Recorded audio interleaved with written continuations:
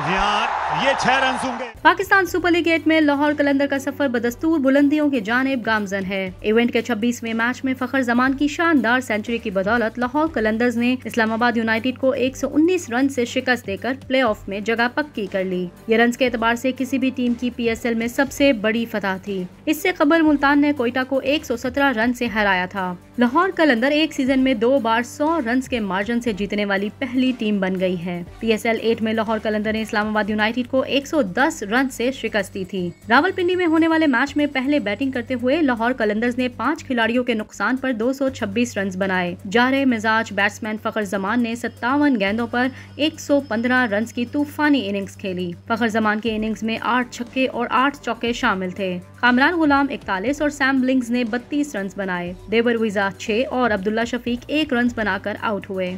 Rashid Khan 15 run के साथ not out रहे। इस्लामाबाद की जानिब से फजले हक फारूकी ने 3 खिलाड़ियों को आउट किया। हसन अली और मोहम्मद वसीम ने एक विकेट हासिल की।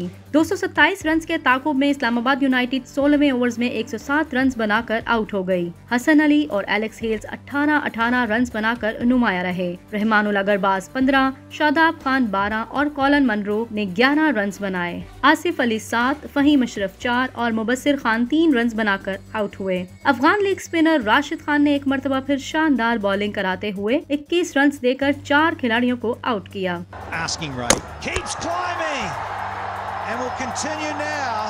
जबकि हारिस रऊफ और जमान खान ने 2 विकेटें हासिल की। फखर जमान को धुआंधार बल्लेबाजी पर मैच का बेहतरीन खिलाड़ी करार दिया गया।